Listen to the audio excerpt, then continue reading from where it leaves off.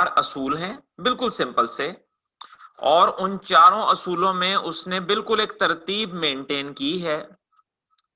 जी हाफिज साहब। अस्सलाम सर जी। वालेकुम सलाम बेटा। सर जी क्रिटिसिज्म है इन पे, इस बात ने क्यों क्रिटिसिज्म है task are reduce to such small units?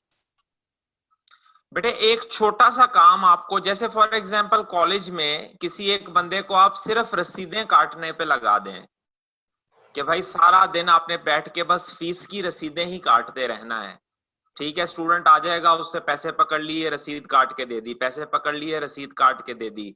तो बेटे सुबह से लेके शाम तक और 5 हफ्ते के दिन और पूरा महीना और पूरा साल अगर आप ये छोटा सा काम बार बार बार बार बार बार करते रहें तो इससे बेटे फिर क्या होगा? मोटिवेट होंगे या डीमोटिवेट होंगे?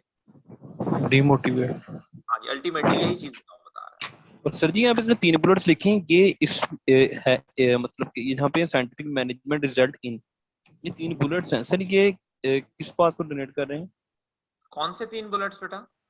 सर ये फर्स्ट है divided large task into much smaller unit, second है employing individual to specialize in each small unit of work, third है increase efficiency through the division of work and specialisation.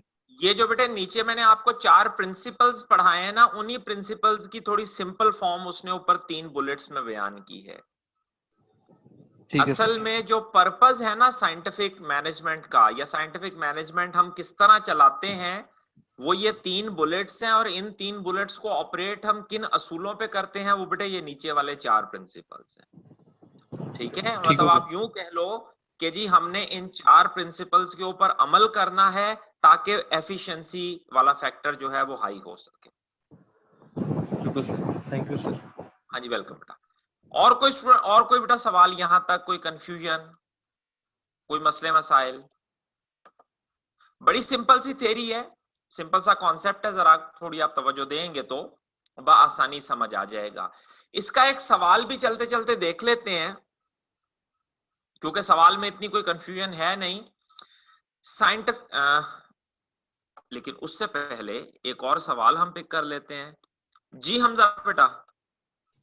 Ji sir, मैंने कहना है sir कि वो sir जो आप ये जब पढ़ा लेंगे सर आज का काम, तो सर बाद में वो बता देना जो आपने डेफिनेशन बताई थी ना कि आपने खुद करनी है मैनेजमेंट वगैरह, सर वो नोट से एक बार बता देना।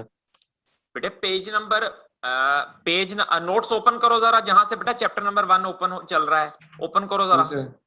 जी हाँ सर जी, बता पेज दीजिए। नंबर 2 देखो। जी सर। पूरा पेज है ये, उसमें लिखा है वो प्लानिंग ऑर्गेनाइजिंग वगैरह बिल्कुल सारा कुछ। बिल्कुल सर, आपने पहले लेक्चर में पढ़ाया था। जी, और उससे बेटा अगले पेज पे जाएंगे तो तकरीबन हाफ पेज जो है उसमें उसने लेवल्स लिखे हुए हैं। जी सर बिल्कुल। हाँ जी, बस यही 1.5 पेज बेटा आपने खुद करना है, क्योंकि ये पहले मैंने ऑलरेडी पढ़ाया हुआ है। ठीक है, जी सर, बाकी सारी चीजें ठीक हो इंशाल्लाह गया। मैं खुद करवाऊंगा। ठीक हो गया। ठीक थैंक हो यू। क्या? जस्ट वो एक 1.5 पेज है, पहले पढ़ाया हुआ है, बस उसको रीड कर लीजिएगा तसल्ली से। ठीक हो गया। Thank you sir. वेलकम बेटा, वेलकम वेलकम। चलें जी, तो एक स्टेप बेटा इससे और आगे बढ़ते हैं, और अगली जो हमारे पास, बल्कि पहले इसका एक सवाल मैं आपको बताने लगा था। स्प्रिंग 2019 क्वेश्चन नंबर 3 उसका ए पार्ट है, 6 नंबर का एक बड़ा मासूम सा सवाल उसने पूछा है। Scientific management is concerned with applying scientific techniques of analysis and experimentation to improve the efficiency of work। बिल्कुल ठीक है, अगर आप थोड़ा सा गौर करें तो ये बेटे इसने हमें साइंटिफिक मैनेजमेंट की डेफिनेशन बता दी है। ये जो पूरी आपके सामने मैंने पढ़ी है अभी, ये साइंटिफिक मैनेजमेंट की एक बड़ी कंप्रीहेंसिव सीधी सादी और अच्छी सी डेफिनेशन है। रिक्वायर्ड क्या है?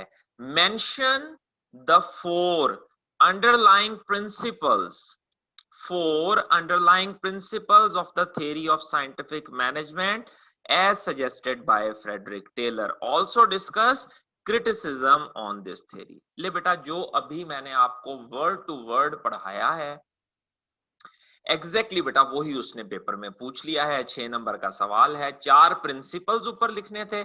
ये बेटे स्क्रीन के ऊपर अगर मैं आपके सामने डिस्प्ले करूं तो राइट नाउ ये जो कुछ आपको स्क्रीन के ऊपर नजर आ रहा है बिल्कुल यही उठा के बिल्कुल इसी तरह से ही आपने छाप देना था पेपर में। 4 प्रिंसिपल ऊपर लिखने थे और नीचे उसका क्रिटिसिज्म लिख देना था। अच्छा जी, इसके बाद हमारे पास हेनरी फियोल के प्रिंसिपल्स ऑफ मैनेजमेंट हैं, ठीक हो गया। और प्रिंसिपल्स ऑफ मैनेजमेंट में सबसे पहले तो वो ये बताते हैं कि जनाब 5 बुनियादी काम हैं। There are 5 main task of management, जिसे बेटे हमने फंक्शंस ऑफ मैनेजमेंट कहा था, जिसे हमने फंक्शंस ऑफ मैनेजमेंट कहा था। और पढ़ाते वक्त बेटे मैंने एक्सप्लेन किया था, अगर उस वक्त आप लोगों ने नहीं नोट किया तो मेहरबानी करके अब नोट कर लें कि प्लानिंग मेरे बच्चे क्या होती है। फोरकास्ट करना फ्यूचर को on the basis of past and present. Forecast करना फ्यूचर को on the basis of past and present.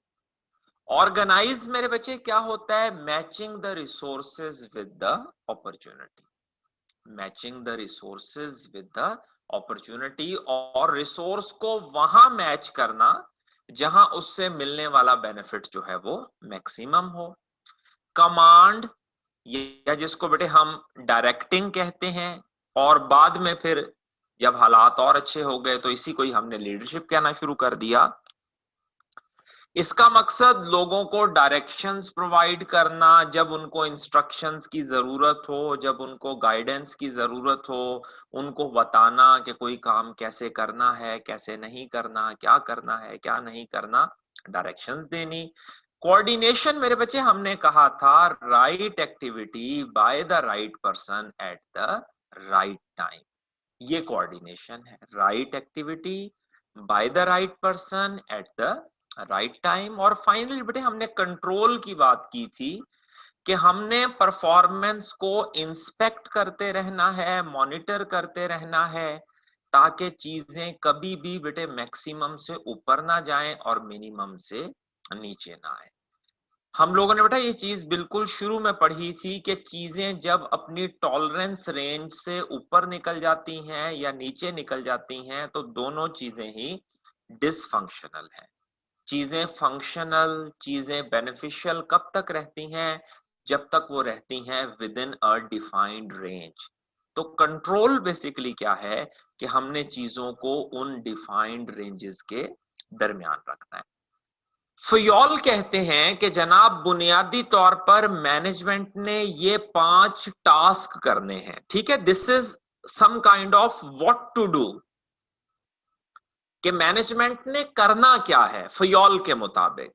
और फिर अगली बात बेटे वो फियोल ये कहते हैं कि भाई ये 5 टास्क करने के लिए, ये 5 टास्क करने के लिए आपको कुछ असूलों के ऊपर, कुछ प्रिंसिपल्स पे अमल करना पड़ेगा।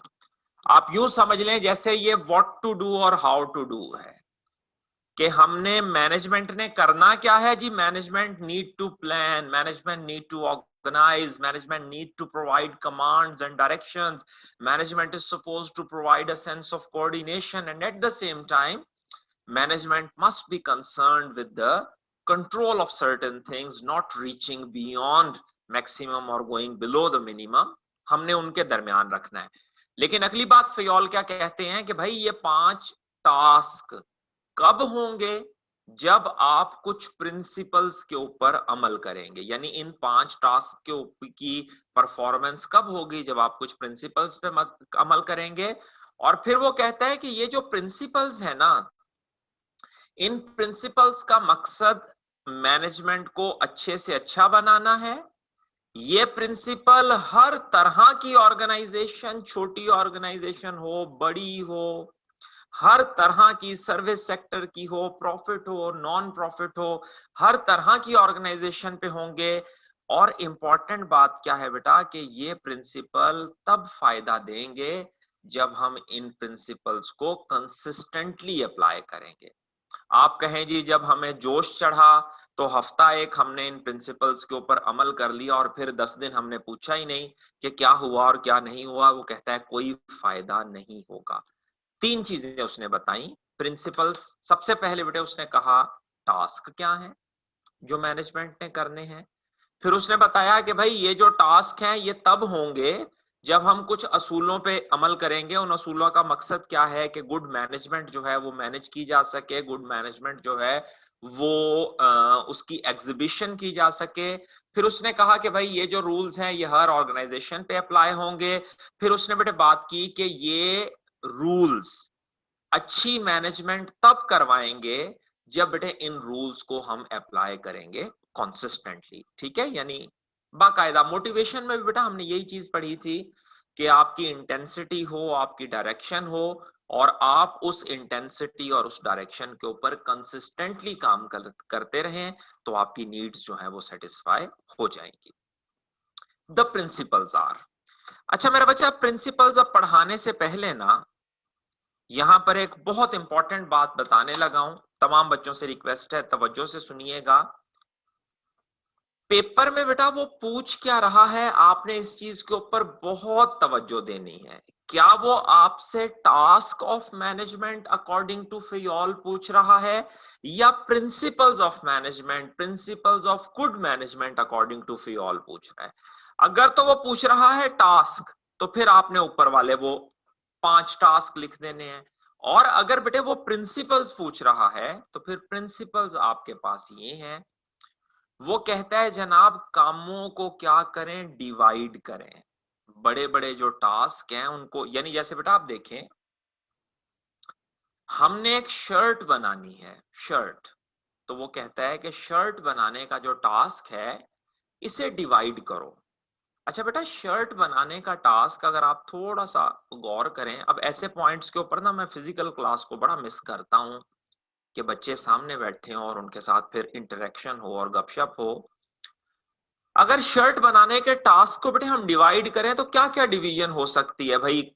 कपड़ा है, कपड़े की कटिंग करनी है, फिर आप लोगों को शायद पता हो कपड़े के अंदर कॉलर्स वगैरह लगाने के लिए वो खास तरह का स्टिफ कपड़ा होता है, गालिबन बुकरम शायद उसे कहते हैं, वो लगानी है, धागा लगाना है, बटन्स लगाने हैं, कटाई करनी है, कटाई करने के बाद उसके मुख्तलिफ हिस्सों की सिलाई करनी है।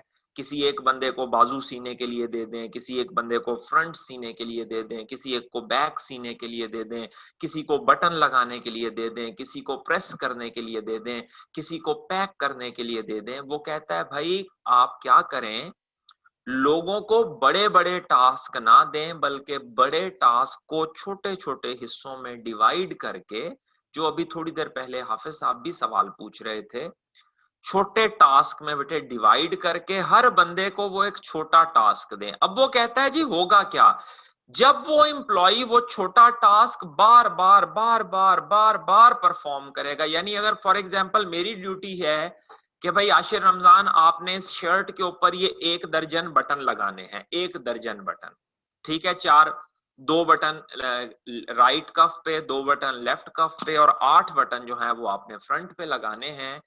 तो अब मेरा काम क्या है कि सारा दिन मेरे पास शर्टें आती रहेंगी और मैंने और कुछ नहीं करना। हर शर्ट जो मेरे पास आएगी मैंने जस्ट उसमें 12 बटन लगा के आगे भिजवा देनी है, जस्ट। वो कहते हैं जी होगा क्या इससे, सबसे बड़ी बात क्या कि आप एक काम कर करके बेटे उस काम के स्पेशलिस्ट बन जाएंगे। और मेरे बच्चे आपका इतना अच्छा स्किल डेवलप हो जाएगा, आपका वो काम रेपिटेटिव बेस पे कर करके इतना अच्छा स्किल डेवलप हो जाएगा कि आपका उस काम पे लगने वाला टाइम कम से कम हो जाएगा।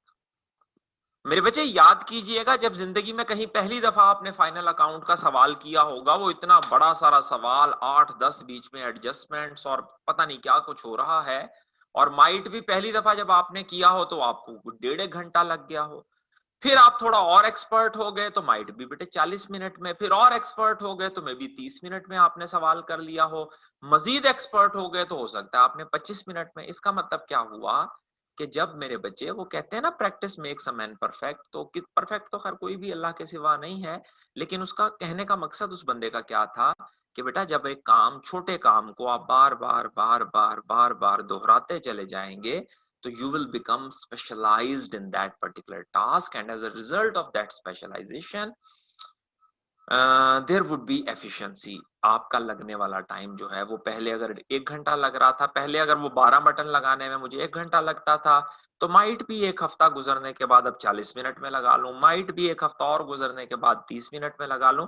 यानी जैसे जैसे मैं टास्क में माहिर होता चला जा रहा हूं, उसके ऊपर लगने वाला टाइम मेरा कम से कम होता जा रहा है। लेकिन दोस्तों, मेरे अजीजों, मेरे बच्चों, जो पिछले थ्योरी में जो हम बात पढ़ के आए हैं वो नहीं भूलनी आपने, कि ठीक है माहिर तो आप हो जाएंगे शॉर्ट रन में, शॉर्ट रेंज में आप स्पेशलाइज्ड होने की वजह से एफिशिएंसी भी बना लेंगे, लेकिन बेटा क्या ये टेक्निक लॉन्ग रन में काम करेगी? ऑफ कोर्स नहीं, क्योंकि एक स्मॉल टास्क, एक डिवाइडेड टास्क बार बार बार बार परफॉर्म करके यू माइट बिकम बोर्ड।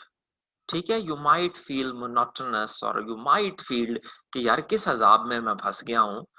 सारा दिन बस सुबह से दफ्तर आ जाओ, इधर फैक्ट्री आ जाओ और बस वो बटन ही लगाते जाओ, और शाम को उठ के घर चले जाओ। ना कोई क्रिएटिविटी, ना कोई लर्निंग, ना कोई पार्टिसिपेशन एंड सो ऑन, जिससे बेटे मोटिवेशन बढ़ने की बजाय कम हो जाती है। उसके बाद वो बेटा कहता है अथॉरिटी, कि हर मैनेजर को आपने उसके लेवल के मुताबिक अथॉरिटी देनी है। ठीक है, लेकिन ख्याल कीजिएगा कि हर अथॉरिटी के साथ जुड़ी होनी चाहिए कुछ रिस्पॉन्सिबिलिटी, क्योंकि अथॉरिटी विदाउट रिस्पॉन्सिबिलिटी जो है वो किसी काम की नहीं है। एक बेटे छोटी सी ना एक चीज अपने पास जरा नोट कर लें, तमाम बच्चे एक चीज अपने पास नोट कर लें, कि दोस्तों जब हम अथॉरिटी देते हैं, रेस्पॉन्सिबिलिटी से ज्यादा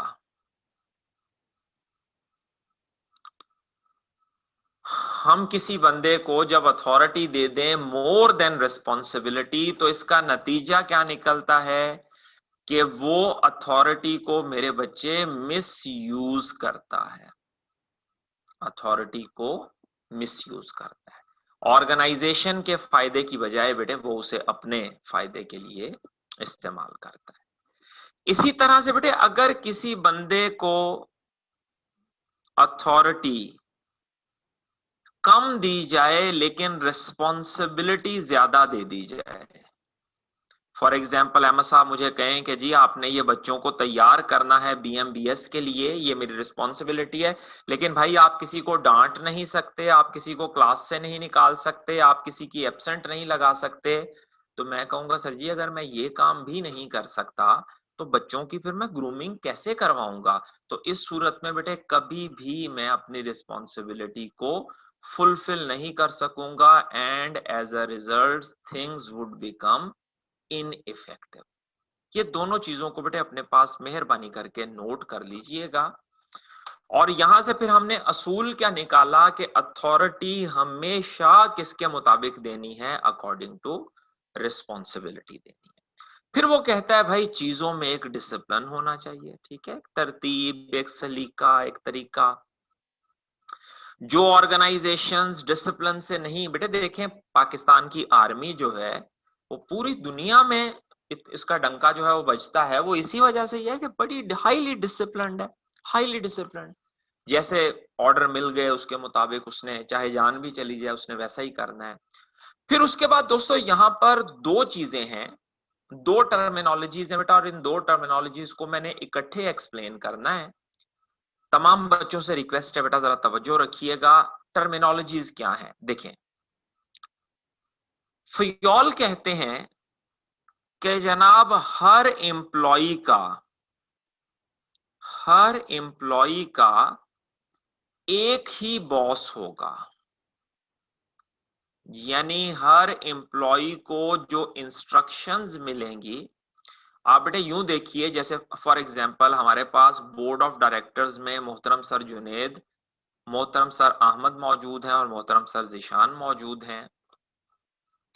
फॉर एग्जांपल बेटा हम फैकल्टी मेंबर्स सर अहमद के अंडर आते हैं, तो फयोल के मुताबिक, हेनरी फयोल के मुताबिक वो कहता है जी इस फैकल्टी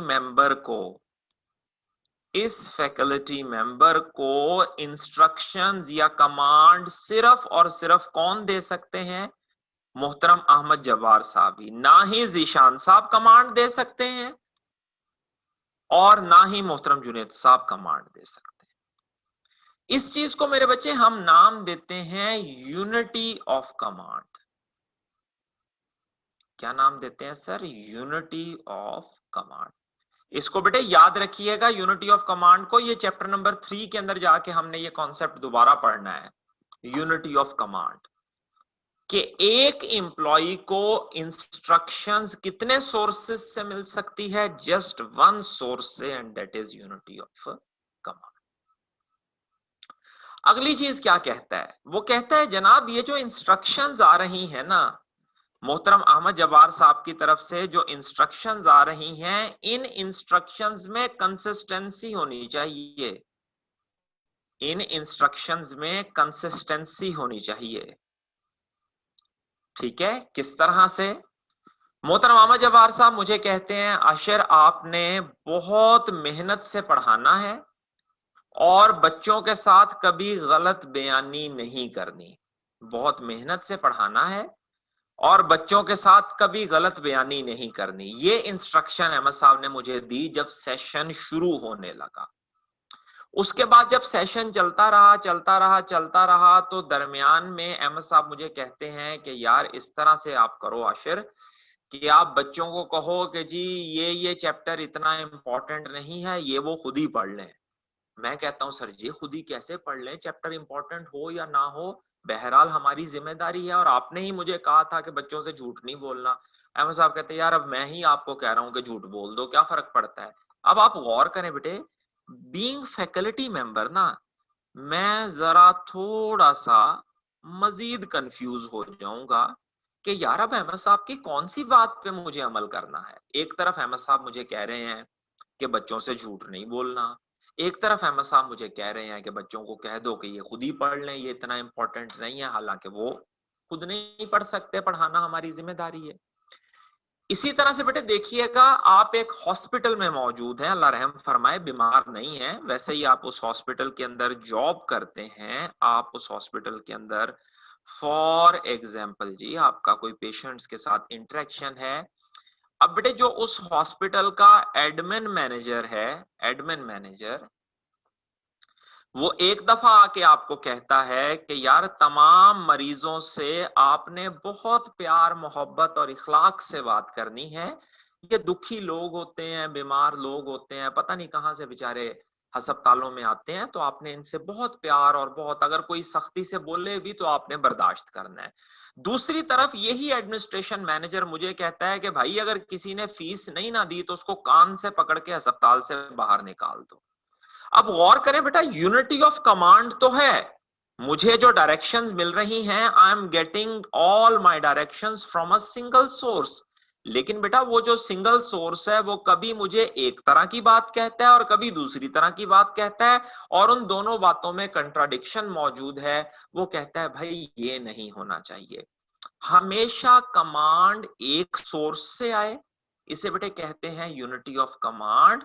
और फिर बेटे अगली जो चीज है वो कहता है कि जो इंस्ट्रक्शंस आए वो इंस्ट्रक्शंस जो हैं वो एक दूसरे से कंसिस्टेंट हो, वो इंस्ट्रक्शंस एक दूसरे से मैच करती हो। ऐसा ना हो कि जी एक दफा आप कुछ बात कह दें और एक दफा आप दूसरी बात कह दें, और इसे बेटे हम कहते हैं unity of direction.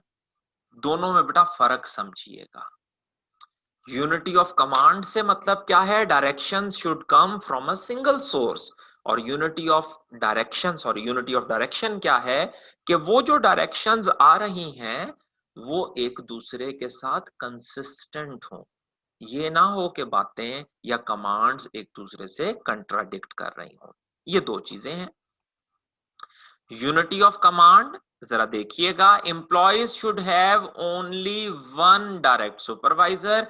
Unity of direction क्या है? Teams with the same objectives, teams with the same objectives under the direction of one manager using one plan, this will ensure that action is properly coordinated.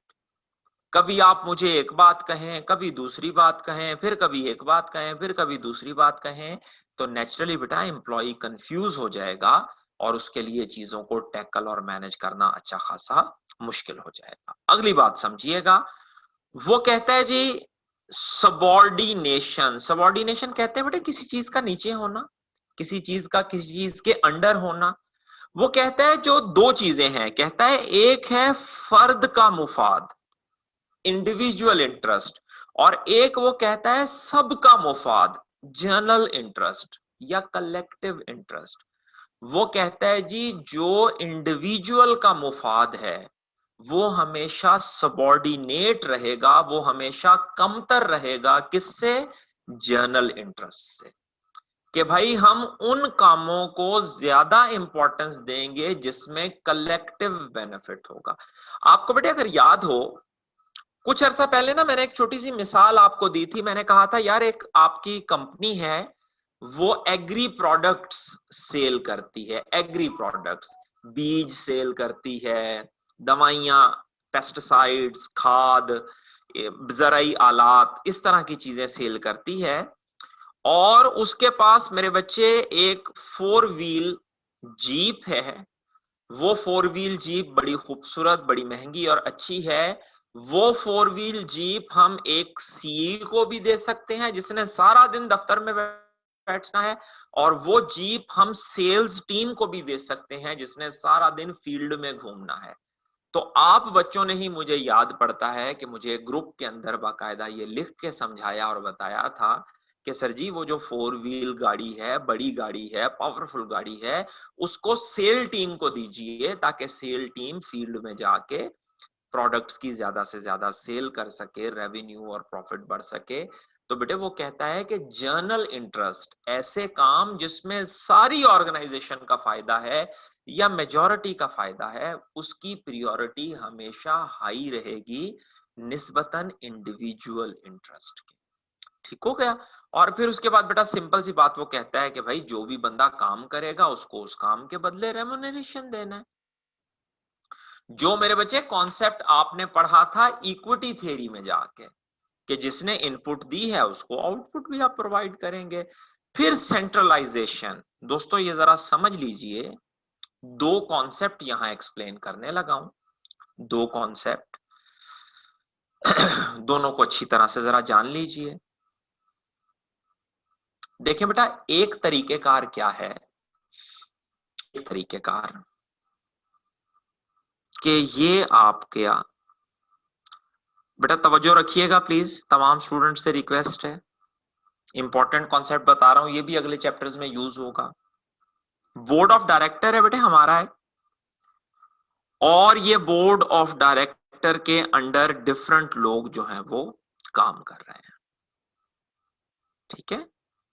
Cell manager है, marketing manager है, export का manager है, production का manager है, procurement का बेटे manager है, for example administration manager है, फॉर एग्जांपल अकाउंट्स के मैनेजर है। ठीक है? अब बेटा कोई भी डिसीजन चाहे 5 रुपए का है या चाहे 5 करोड़ रुपए का है, वो डिसीजन हमेशा बोर्ड ऑफ डायरेक्टर्स से आता है। दिन में, पूरे दिन में वर्कर्स को या मैनेजर्स को कितनी दफा चाय देनी है, 1 दफा देनी है या 2 दफा चाय देनी है, ये डिसीजन भी बोर्ड ऑफ डायरेक्टर्स ही करेगा। और 5 करोड़ रुपए का नया प्लांट लगाना है या नहीं लगाना है, वो डिसीजन भी बोर्ड ऑफ डायरेक्टर्स ही, यानी all the decisions have been centred irrespective of their value and quantity and impact. तो बेटे ऐसे ऑर्गेनाइजेशनल स्ट्रक्चर को हम सेंट्रलाइज्ड डिसीजन मेकिंग स्ट्रक्चर कहते हैं। दोस्तों क्या कहते हैं? सेंट्रलाइज्ड, स्पेलिंग मैंने गलत लिख दी है, centralised decision making structure. Centralised decision making structure.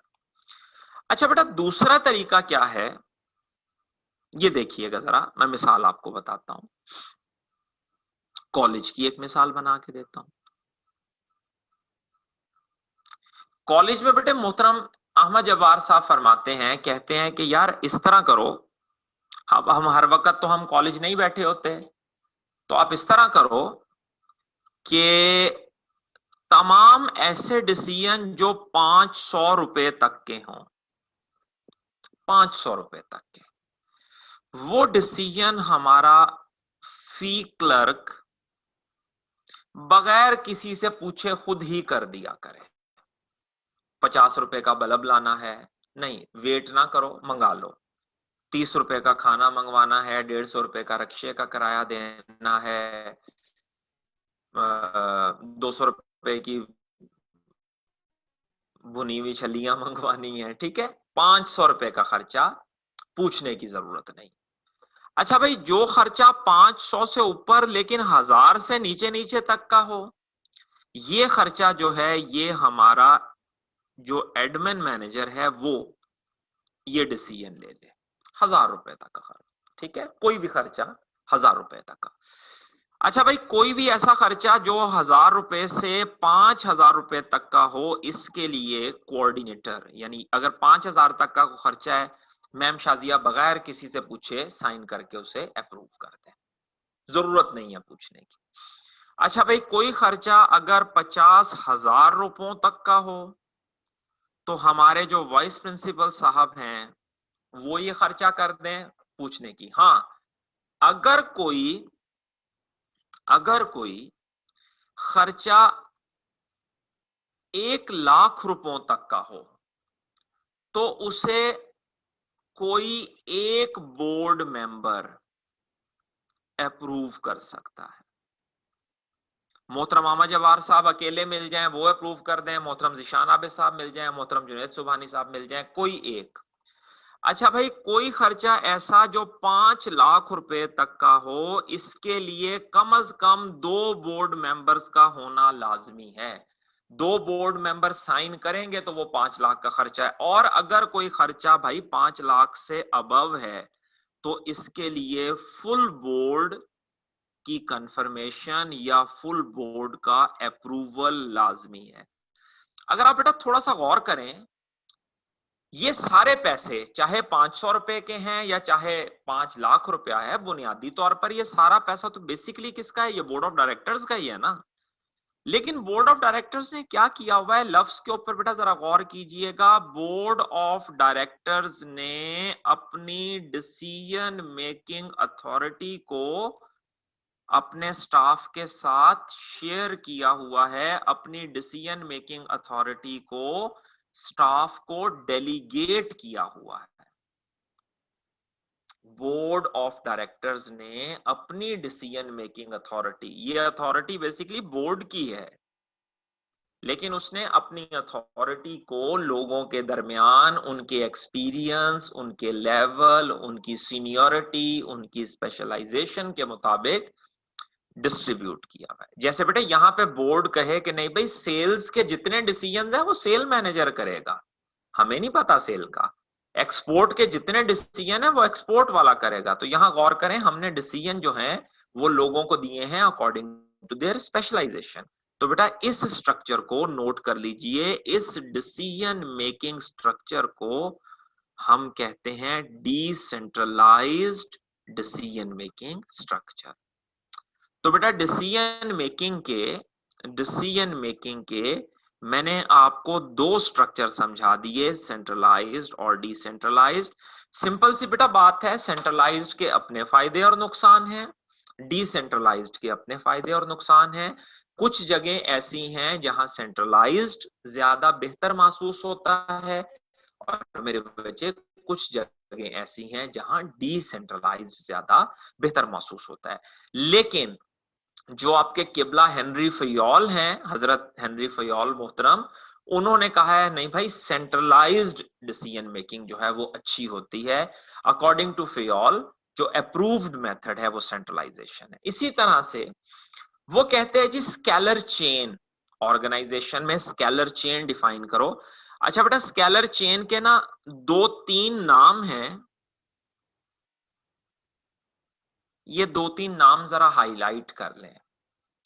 Scalar chain को ऑर्गेनाइजेशन हायरार्की भी कहते हैं, इसको चेन ऑफ कमांड भी कहते हैं, इसको बेटे कमांड लाइन भी कहते हैं। नोट कर लीजिए प्लीज अपने पास, पेपर में अगर कहीं इस नाम से पूछ ले तो परेशान नहीं हो जाना। इसको कमांड लाइन भी कहते हैं, ठीक है। इसको बेटे अथॉरिटी लाइन भी कहते हैं, अथॉरिटी लाइन, और इसको मेरे बच्चे रिपोर्टिंग लाइन भी कहते हैं, ठीक है। एक ही चीज के कोई 4-5 नाम हैं, लिखता हूं आपके सामने मेरे बच्चे। इसको स्केलर चेन भी,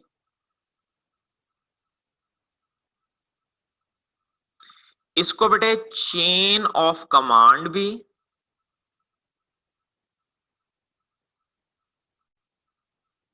इसको बेटे अथॉरिटी लाइन भी, इसको मेरे बेटे रिपोर्टिंग लाइन भी,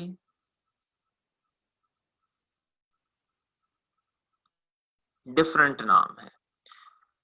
बेसिकली ये होती क्या है, अपने पास इसकी ना एक छोटी सी मुख्तसर सी डेफिनेशन जरा लिख लें। इसकी एक मुख्तसर सी डेफिनेशन लिख लें। It is an intangible relationship. It is an intangible, बल्कि रिलेशनशिप ना लिखें बेटा, it is an intangible line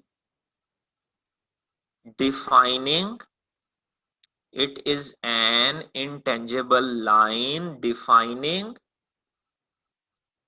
subordinate and superordinate relationship.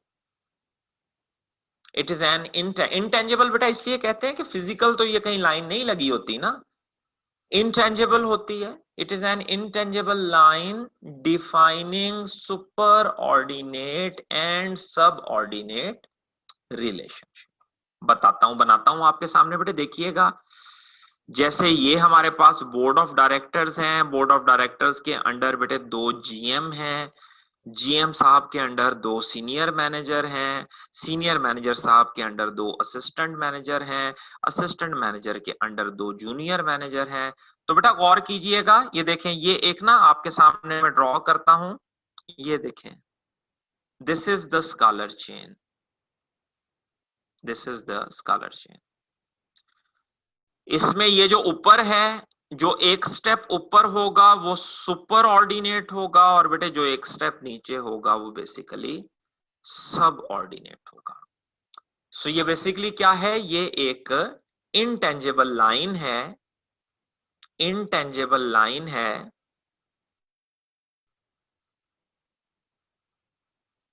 Intangible line है जो कि मेरे बच्चे डिफाइन करती है, it is an intangible line defining superordinate and subordinate relationship। बेटा हाफिज शोएब बहुत शुक्रिया बेटा लिखने का definition, superordinate and subordinate relationship। ठीक हो गया। तो फियोल क्या कहते हैं, वो कहते हैं जी प्रॉपर एक स्कॉलर चेन डेवलप करो ताकि लोगों को पता हो कि where they stand in the organisation, कौन उनका सुपर ऑर्डिनेट है और कौन उनका सब ऑर्डिनेट है। फिर वो कहता है जी काम में प्रॉपर ऑर्डर, काम में प्रॉपर ऑर्डर, प्रॉपर तरतीब जो है वो क्लीन, टाइडी, सेफ, बिल्कुल एक डिसिप्लिन सा। ऑर्डर और डिसिप्लिन को बेटे लिंक कर लें। फिर वो कहता है जी इक्विटी भी हो, आप लोगों ने बेटा इक्विटी पे पूरी थ्योरी पढ़ी है।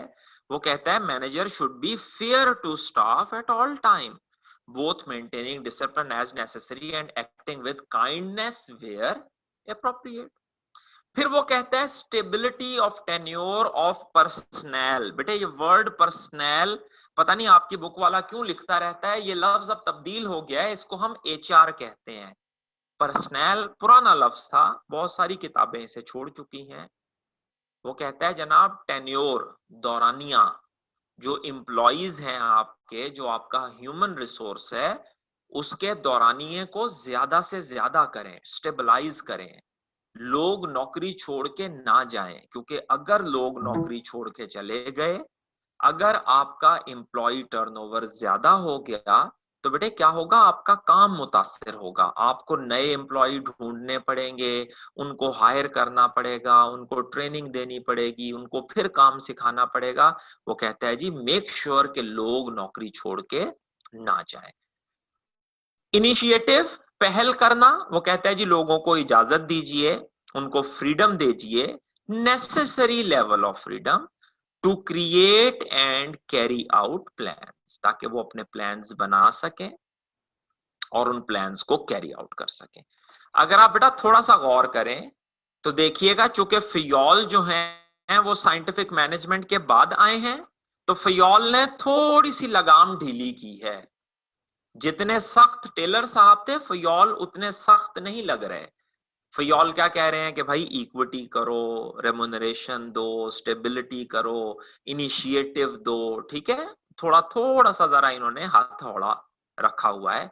आखिरी मेरे बच्चे इनका जो प्रिंसिपल है ये फ्रेंच लैंग्वेज में लिखा हुआ है, एस्पिरिट डी कॉप्स। कॉप कहते हैं बेटा फौज को, या पुलिस या फौज या इस तरह एक जत्था, एक ग्रोह। एस्पिरिट जो है, जिसको आप बेटे पंजाबी कह रहा हूं, जिसको मेरे बच्चे आप अंग्रेजी जुबान में कहते हैं जज्बा, स्पिरिट।